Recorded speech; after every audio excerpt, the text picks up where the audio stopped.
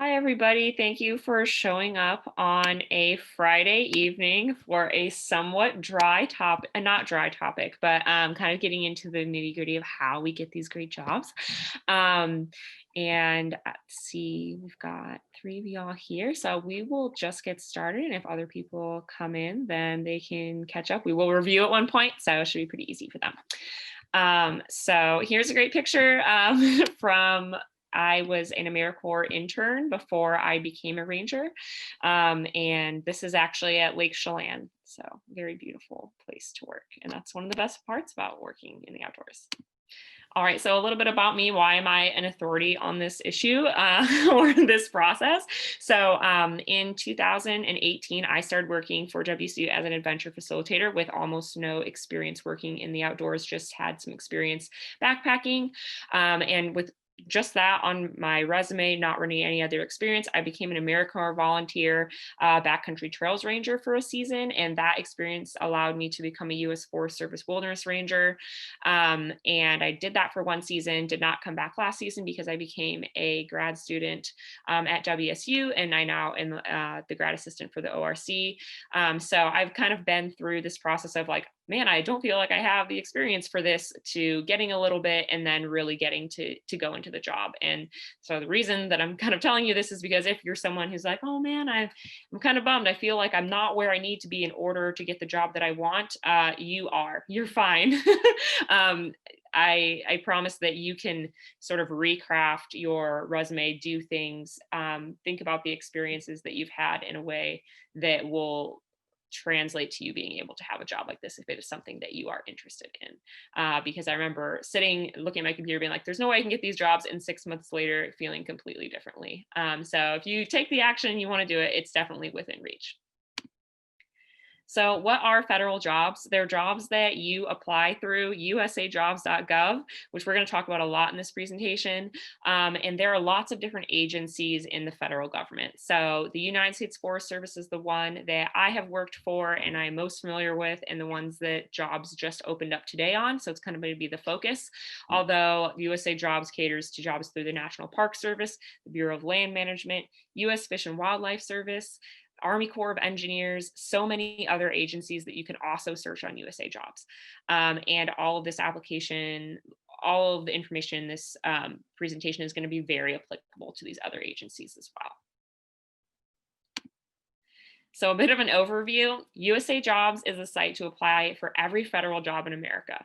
That is a lot of jobs, a lot of applicants, a lot of hiring managers. So the process is definitely clunky and unlike any other, which is why it is a big focus of the presentation, because if you can't crack USA Jobs, you're not going to get the job. And you should get the job if you have the experience. So kind of figuring out that process. It might be a little bit of information overload, but I'm going to email you these slides. So just focus on getting the gist of it, and ask questions as needed. So the first thing we're going to talk about is job announcements, which is when you go on to USA Jobs and you are looking for whatever it is that you want, what is going to pop up. You can search by position title, which after this presentation, you should know some position titles to look for. But you can also refine your search based on certain states, agencies, experience levels. And we're going to get into all of that, but just a little bit of a breakdown. So this thing in purple, Forestry Tech Wilderness Trails, is an example of a position title. Underneath it is the agency, which is the Forest Service. And Forest Service is part of Department of Agriculture. There's also Department of the Interior, and Department of Security, or something else that's not outdoors related, I'm sure. So that's just a little bit of general information. Multiple locations mean that there are tons of different places that are hiring for these positions. On the right side, you see starting, that's like your pay, and GS is your sort of experience level, which we'll get into. Temporary means it's a seasonal job, so you're just looking for a summer position. Permanent jobs would be year round, and then full-time means 40 hours a week. And also this little blue guy, this means open to everyone. Some jobs on USA Jobs are only open to people who have been working in the federal government or have certain hiring initiatives, but all the jobs we're going to talk about today are ones that are open for everybody.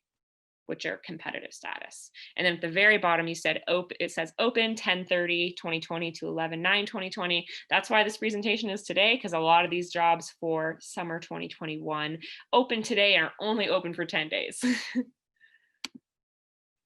So here's a bunch of different position titles that you can apply for, and we're going to go through each one and kind of talk about a description of that job and some kind of quirks about the position titles. So forestry tech and recreation, forestry tech and wilderness, and there's forestry tech and trails, and then also how it's written, forestry tech wilderness / trails. Forestry tech for fire, forestry aides, biology technicians, and these can have plants, wildlife, natural resources, invasive plants, archaeology technicians, silviculture technicians, and many, many, many more. And again, when you're searching USA Jobs, you can definitely find a lot more jobs that are specific to communication or so many other things. Question in the chat, are outdoor jobs generally temporary due to the seasons? Yes, because if I'm working as a wilderness ranger and it becomes winter, like I'm not really able to get out there anymore. And so unfortunately, those positions are not year round. They are just seasonal, which means that they are 6 months maximum. You cannot work more than 1,039 hours, which would be 40-hour weeks for 6 months. Most of the time you work a bit less than that, and it can be pretty flexible, but it is due to the seasons. Do specific degrees make you a better candidate? Yes, and we will get to this. But also, if you don't have a degree, your experience can make up for it. So the first one we'll talk about is recreation. This is kind of front country rangers. So what I mean by front country is you're not really backpacking or hiking to do your job. You have an awesome Forest Service rig like this that you drive along roads to developed recreation sites like campsites or trailheads. And you're doing a lot of contacting of visitors, making sure that like you can answer any questions that they have, checking campsite permits, filling ticket boxes, doing repairs on things, logging out the road sometimes, like when you're driving the road, opening up gates, that kind of stuff. There's limited to no hiking or backpacking. You're mostly working from your vehicle. You mostly are working with a partner. This is a great job if you want to work in the outdoors, but you're like, hey, I'm not really ready to like really rough it all the time. I like to sleep in my bed at night. It's a really great position for that. Sometimes you get to wear the Smokey the Bear costume. I have worn the Smokey the Bear costume before, even though I did not work in this capacity. But these are the rangers that you probably see driving around the most. If there are any questions about these specific ones, you can put them in the chat. I'll glance at it before I switch slides. Another type of job, which is kind of the most confusing title, is wilderness / trails or wilderness and trails. There's two main jobs. This slide's focusing on trail crew. The next one will focus on rangers. But trail crew, your job is repairing and maintaining the trail system and recreation areas. So that may look like logging something out. So in this winter, a bunch of trees fall, and so you have to go and log it out so people can access it. Building bridges. Sometimes it's building platforms like the one in this picture. So you're working with tools a lot. You're working with a crew of like 4 to 8 people, which is a super fun experience. There's kind of two general categories for this: backcountry and wilderness. Backcountry means like you can use tools. So you can use chainsaws, you can use dirt bikes. Sometimes, if that's what your district does, you can use power tools. So for example, we had chainsaws to fell these trees. We used drills to drill the holes in to make the platform. But if you're on a wilderness crew, that means that you're hiking all of your tools in, and you're focusing on human-powered minimal tool concept, which means like you're doing the old school cross-cutting, not using a power tool. So when you're looking at that position title, if it says just wilderness, you're probably going to be more of the human-powered minimum tool. If it says just trails, then you probably are doing more backcountry. That being said, there is a lot of overlap in the beginning of the season. You're usually doing a little bit more backcountry, even if you are traditionally more of a wilderness crew. And so at this point, when you're looking, you're deciding which positions to apply for, but then later on when you're talking to the hiring manager, you can ask, hey, what exactly is this position for your district? And getting a little bit more clarity on that. The second main type of job under forestry tech wilderness / trails is wilderness rangers. And again, this is a really ambiguous title. It doesn't tell you whether you're applying for a ranger position or a trail crew position or mostly wilderness or backcountry. It's not a perfect system. Like multiple jobs can have the same title, even though they're different jobs. This is kind of the mess of USA Jobs. But if you're a ranger, you're working on contacting and educating the public on leave no trace principles, naturalizing campsites, repairing signs, collecting usage data, doing toilet maintenance. There are so many things, I could not even list them all here. You're sort of the jack of all trades in the backcountry here. You can be a wilderness ranger, which is kind of what I've mostly described so far. OHV, which is off-highway vehicle. That means you've got a dirt bike and you're patrolling areas where other dirt bikers recreate, which some people think that's really rad. I think that's really terrifying, but to each their own. And then climbing rangers as well. I know the district that I used to work in has a position open this year, and that is a very niche position. Like you have to be a very good climber in order to do this. But you're basically going and patrolling and talking to predominantly climbers. If they're leaving their gear, you're helping carry that out to make sure that the area is safe and clear of all that stuff. Just patrolling those areas that you can't get to unless you're climbing. Are there any questions so far? Oh, relocating wildlife. If you were to work as a biological technician in the wildlife section, then it would include, it may include relocating wildlife. If you're a ranger or trail crew, like you have your area of expertise and like you would want to collaborate and be like, hey, I noticed this thing while I was out rangering, like about these mountain goats. Like, tell me about this. And then they might say, oh, well, like we're doing this research here, blah, blah, blah. And sometimes if you're interested, they'll be like, hey, do you want to come with us on our next hitch? And like, do you want to be part of this process? So if you do work in an area and there are multiple people, you can collaborate and you can kind of cross train to work in different areas that you're interested in. That's a really cool perk of working for the Forest Service. They're really about doing that. But I think that would mostly be a biological tech and the biology department's focus would be recloning wildlife. I wonder if you're thinking about how they used to take helicopters to relocate like the, what are they called? Billy goats. The last general category under forestry technician is fire jobs, and there are many jobs in fire, and usually the descriptor in the parentheses is pretty accurate, unlike the category we just talked about, which was wilderness and trails. Examples are hot shots, which are experienced crews, so if it's your first time, I would not apply for that job. Helitack, which is a helicopter-based fire crew. Lookouts, where you're living in the lookout all summer, which sounds pretty neat. Also maybe a little bit lonely. Fire suppression, which is an entry-level crew. So if you don't have any experience, that'd be a great one to apply for. Here's one, Aaron, where there might be something that is specific to communications.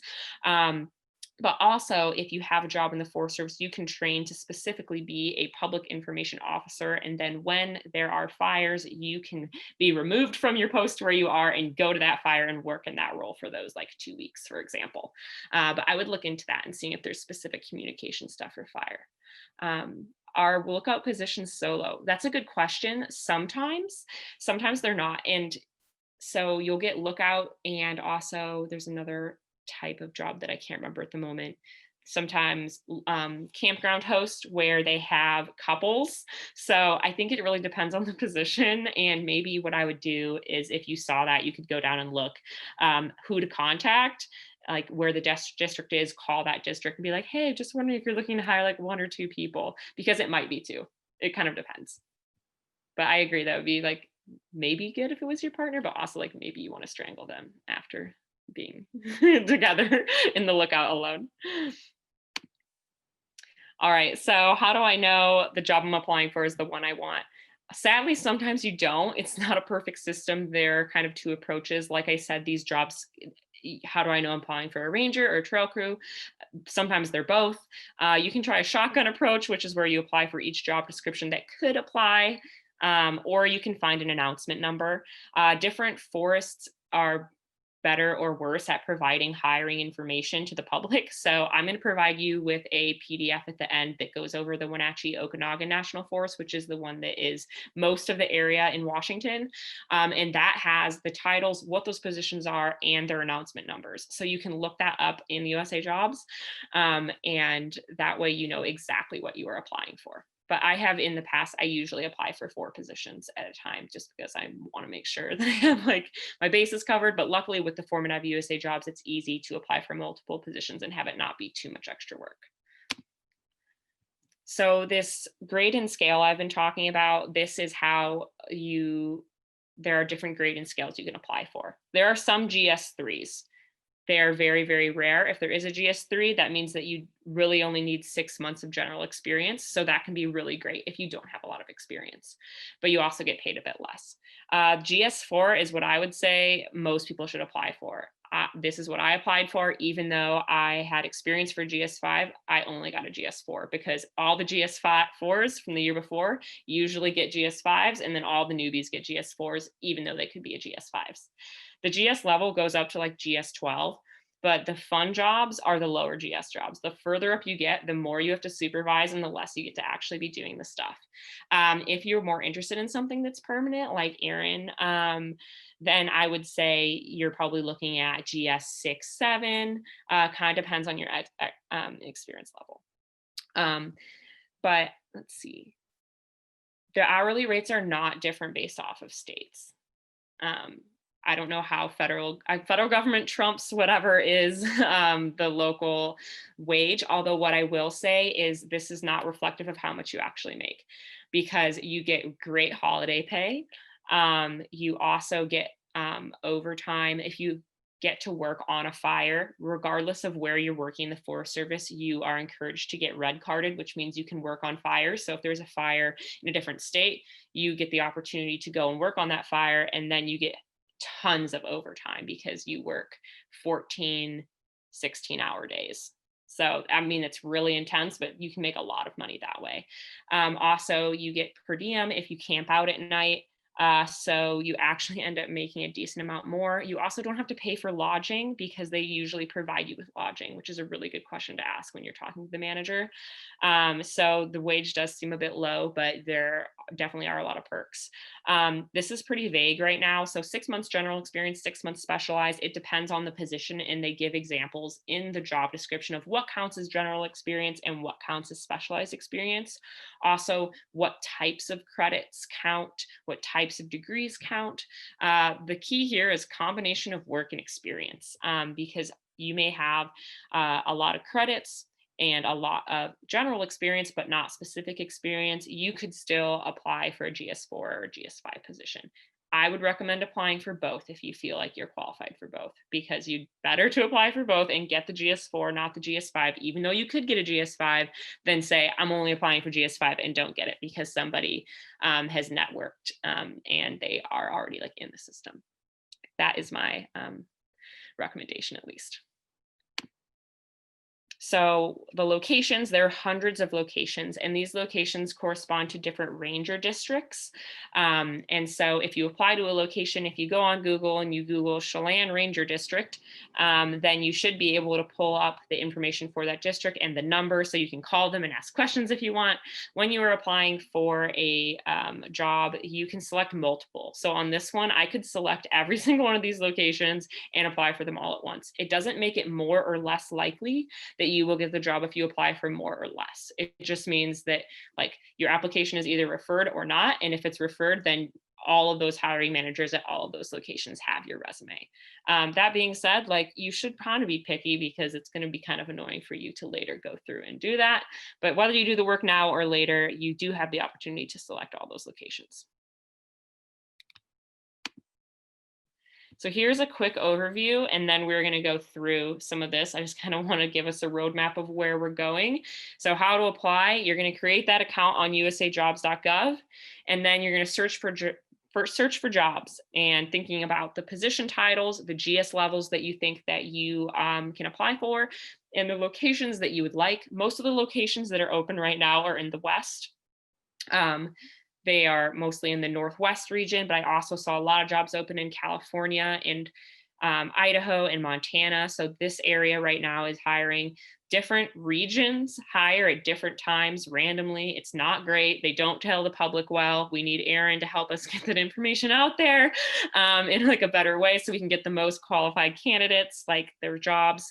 But right now, like if you're interested in being in the West, this is the time, this next 10 days when the Forest Service is hiring. National Park Service is also going to be hiring soon. Maybe they already did. I'm not sure. But you can also search specifically for National Park Service, Bureau of Land Management, and you can see when those jobs come up. If you search every week, then when new things come up, you'll say, oh, okay, so this is the week that they're hiring for this. After you've done all that, thinking and searching around USA Jobs, you can create a resume for each different position because they each have different descriptions. Upload your transcripts and other documents. You complete a job assessment questionnaire, and then you can submit everything.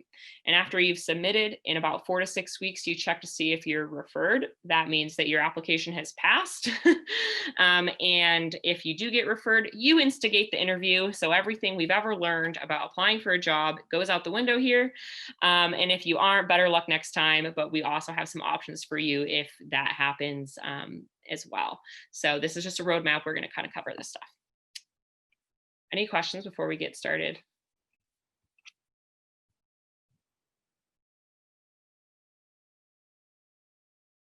All right. So the resume, there are two audiences for the resume, the agency headquarters and the hiring manager. Basically, you can imagine there are probably hundreds, if not thousands of people applying for these jobs. So in my opinion, I have no evidence of this, there is an algorithm that reads your resume. And the reason I believe this is because you need to include the exact language that is present in the job responsibilities section and in the assessment questionnaire. And if you do not do that, even if you are the most qualified person, you will not be referred. So that leads me to believe that there is some kind of algorithm that's working with this. So I would really, really recommend that if you want to be successful, using that exact language that's in the job responsibilities and the assessment questionnaire.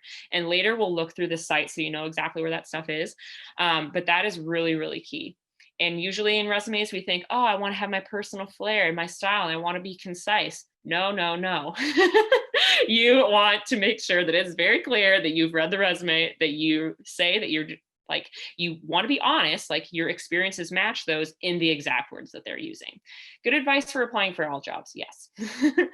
But even like more emphasis for this.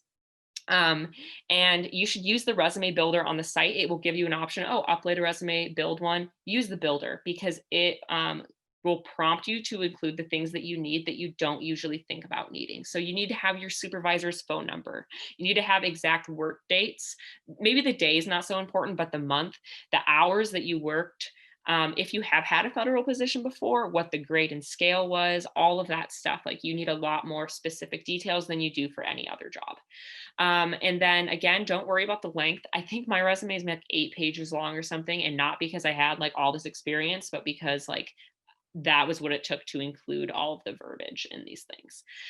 So don't worry about the length, get all your experience in there, use that exact wording, but being honest, like it should match what your experience is with the gist is what I'll say. And yeah, are there any questions about this? It is kind of a time-consuming process. Okay, so where do we get that assessment questionnaire to find this information?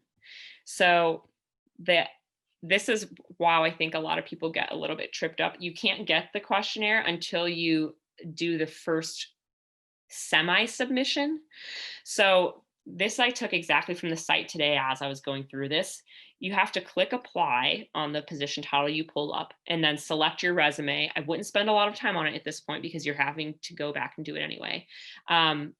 Upload your documents, review it, say, yes, I certify all this is true, include your personal information like your address and all of that, and then continue to application with agency. And once you do that, it's going to take you to the questionnaire. Once you get there, I would copy all of that and print it off, and then go back and upload your resume. You can go back at this point because you haven't officially submitted everything to the agency yet. You've only, it's kind of like we're sending this to like the US Forest Service, but it's not officially submitted. So don't let that throw you off, because you do need these this assessment questionnaire questions in order to refine your resume. So you got to go through these 4 steps, get it, print it off. And then what I would go do, highlight all of the exact language that you think is important that fits your experience and your resume, upload, like finish working on your resume, get it all matched and pretty, and then resubmit everything and complete the assessment. And this is so like, doesn't make sense with the way the process works, so people don't do it this way, but this is absolutely the way that you have to do it to pass the algorithm. So that's why I've kind of stressed this a lot. One more point on the assessment questionnaire is important to be honest, but also don't be modest about what you've done. So the saying goes in the Forest Service, if you've seen a shovel, you've used a shovel. If you've used a shovel, you're an expert shovel user. Because this assessment is also part of the algorithm that's going to tell you whether or not you get referred or not. So if you've literally never used a shovel, don't say you've used a shovel, but also maybe go borrow your friend's shovel and use it for a few hours and then say that you've used the shovel. Because I can tell you from working with people that people have lied, and you should not lie on this and get these positions and don't have this experience. But if you do have a lot of experience, like, you should be getting through the process. So here is an example we're going to look at. I pulled this off of the assessment from earlier. Which of the following best describe your highest level of experience communicating with people from a variety of backgrounds and maintaining working relationships with others in order to carry out aid or technician duties? First of all, I would ignore this aid or technician's duties part, because if you never had the job before, how can you have that experience, right? So how can you get a job having experience in the job you don't have yet? I would just say this is, so a job that I've had before. And the important parts here that I would highlight is communicating with people from a variety of backgrounds and maintaining working relationships. And then I would read through this to see what is the highest level that I think that I have completed. And so, for example, like Liz has worked as a adventure facilitator, and so have I. And so it's like communicating with individuals or small groups, explaining rules, regulations, opportunities, and restrictions to wilderness campers. Well, she wasn't doing that in a capacity of being a ranger, but she was doing that in a capacity of being an adventure facilitator. So I would count that. And I would probably say for her, she could have D, because she has not enforced regulations, which you would not have done that unless you already were a forest protection officer. So I think you need to think about how your skills apply. Have you not already had the experience? And sometimes these are written as you have already had this job in a lower capacity, because otherwise you would never be getting new applicants who haven't had a job in the federal government before. So good things to keep in mind. And also just remembering that, like, women in general tend to understate their abilities. So really don't let your self-criticism keep you from rating yourself accurately here. So after you get all this done, which is kind of a process, and you only have 10 days for it, then you wait. So once you submit, your application should say received, and then you're then waiting for it to change to referred or not referred. Yeah, what are they doing for 4 to 6 weeks? Bureaucratic processes, right? Like, this is why I think it must be an algorithm. I have no idea how someone could have this job, like, and actually go through these. But this is also why you are applying for a job in October that will not start until April or May. Is there a reason the application window is so small? That's a really great question. It changes year to year. Last year it was 2 weeks or 4 weeks. This year it's only 10 days. I really have no idea. And I don't really know how these decisions get made either, because they're not made by the hiring managers. The people who actually hire for the jobs don't get to make any of these decisions. They don't even get to make the decisions about what's in the questionnaire a lot of the times, which is why I think I absolve myself of the guilt of sometimes playing a little word magic, because I'm like, I know what the job wants and I have the skills for it. I literally did a position in order to get this job that was specifically for it, and I'm still feeling like the questionnaire is not matching that. So these are good questions that have no answers. If you are referred for a position, then you are referred for all the locations that you checked when you submitted. So that means that you now have your choice of all of those. Should you take it? Here is what I pulled up from an application of mine a few years ago. This is what it looks like when you get not referred. This is what it should say when you do get referred. It may be less than 4 to 6 weeks. I'm not really sure. I'm a little bit pessimistic because things always took longer than I thought they would.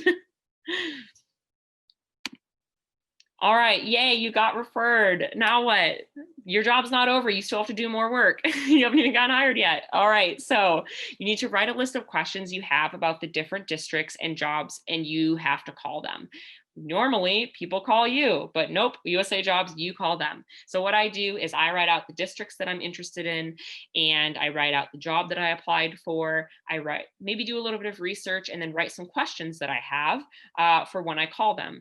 And of course, it could not be so easy as their number being attached to the announcement. So you will have to Google the phone number of the different offices, call the front desk, tell them when you applied for a job and you were referred and you want to talk to the manager for that position.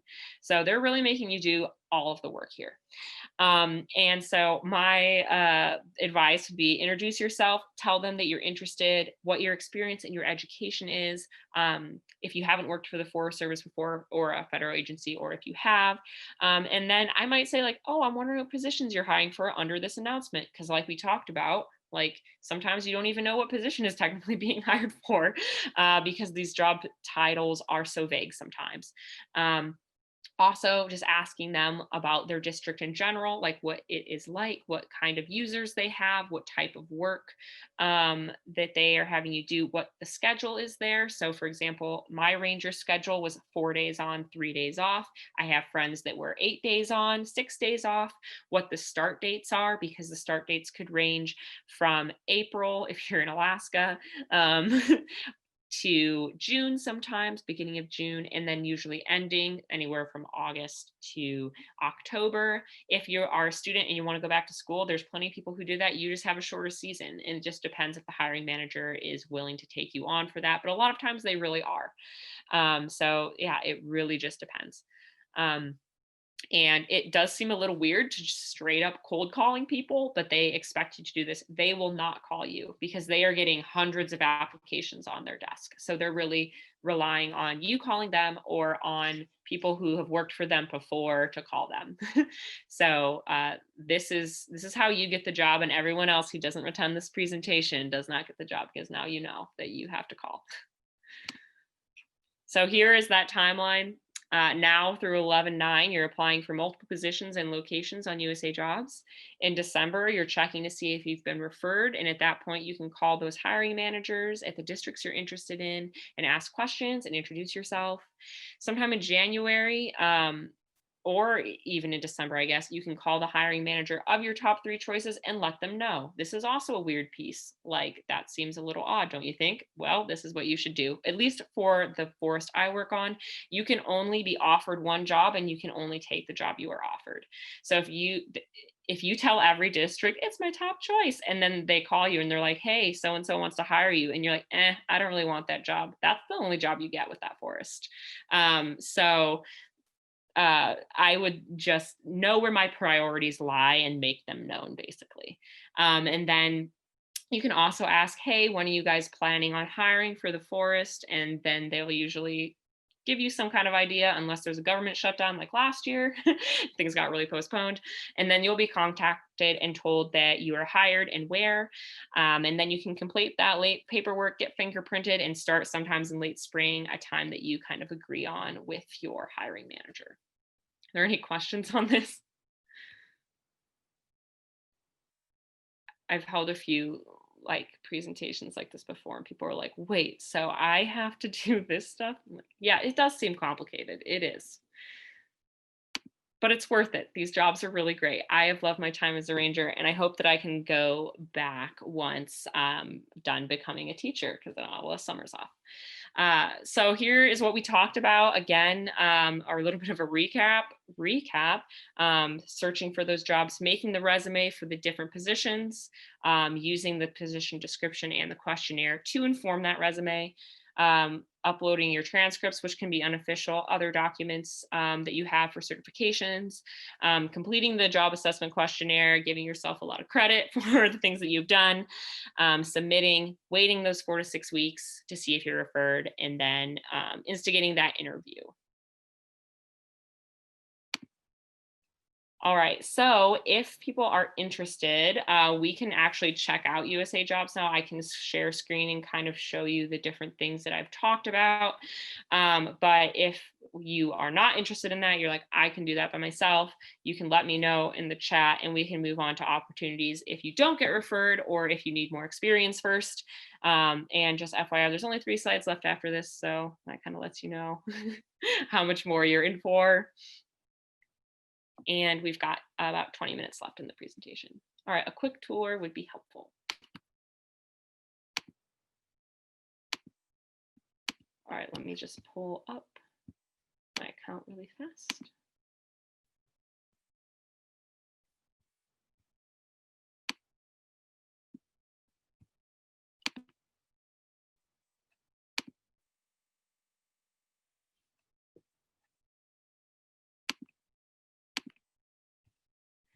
All right, so I've already made my account and ignore 49 applications. That is embarrassing, that is a lot. Oops, that doesn't like my other screen. So let's see. I can go to search and I can refine my search a lot, but I will say that I want wilderness trails. And maybe I only want to work in Washington. I'm not willing to work anywhere else. But you could, yeah, you could make this anywhere. You could even make it as specific as an actual city. Obviously, I need to update my profile. And then here's where all of the listings will show up. They look like that one that I showed you. And see, there are a lot like this because they're listed under different regions and forests, which is something we didn't get into, but there are 10 regions in the Forest Service, and they all hire sort of at different times. Sometimes looks like a lot of them are hiring at the same time this year, but you can kind of just, since a lot of these do look the same, you could click and see, okay, like what's this one? Basically what's going to be different about it is all these locations. So you're like, okay, Natchez, Pomeroy, Chelan, maybe I'm looking for Leavenworth. So this is not the one I want. And then you can go and look at the different ones to see if you can find the location that you're interested in specifically. But then you'll see, like, here's like what I was talking about. Sometimes it's just listed under wilderness. Sometimes it's wilderness/trails. Sometimes it's just trails. Recreation, those are those developed rec rangers. Plants for biological science technician. So you're mostly working with the plants, I'm assuming. Not my area of expertise. I wonder, let's look at this for Aaron really fast.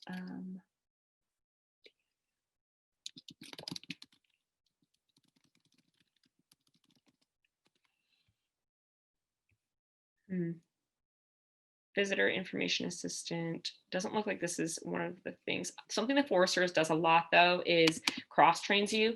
So if you work in any position, you can train to be a public information officer, which is a job that you get to work for fire and other things. So there's a lot of job opportunities and roles that are not necessarily known. But let's go back to this really fast.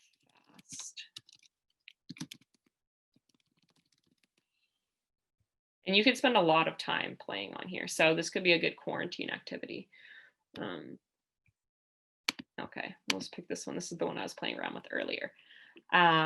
So this is kind of the same information that was in the general one, the overview. Here's the announcement number if you're trying to compare it to something that you have a copy of.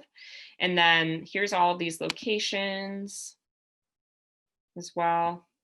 The duties, and this is where you're getting some of that language for your resume under the summary and responsibilities. So this one's saying, assures wilderness work projects are completed safety and utilizes minimum tool concept. I think the important words here are completed safely and utilizes minimal tool concept. That needs to be incorporated somewhere, and so on. So these are the responsibilities, which means the things you will have to be able to do. So if you cannot talk to all of them in your resume, that's okay, because obviously you're going to be trained to do some of these things. But any of these that apply are great verbiage to include in your resume.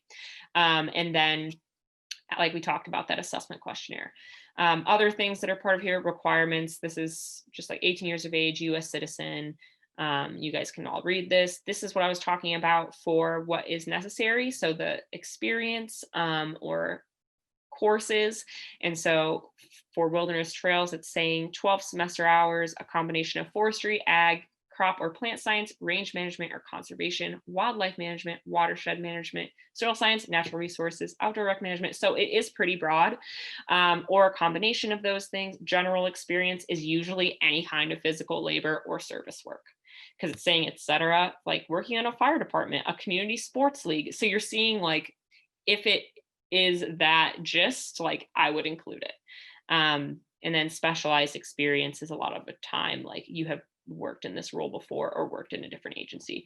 Also, really important point that I don't think I emphasized, paid and unpaid work counts. Volunteer work 100% counts for this, this work experience. Or like working on the family farm, that definitely counts too.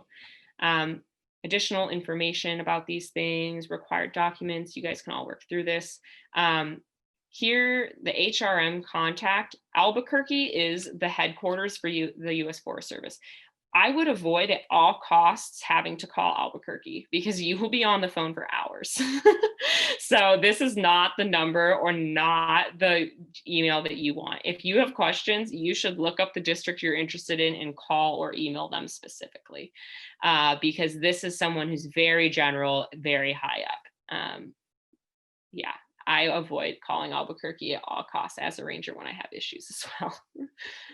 So if you're sitting in this presentation, you're like, all right, I'm probably not going to get referred. Okay, first of all, don't think that. You need to manifest. Or I don't meet these minimum requirements. What should I do? AmeriCorps internships are amazing. They're usually, I think you need to be under 30 for a lot of them. So I like just snuck in. But this is a really great opportunity, and I don't feel like youth know about this enough. But I'm going to talk about it a lot more on the next slide, but AmeriCorps is really great. Also, you can volunteer.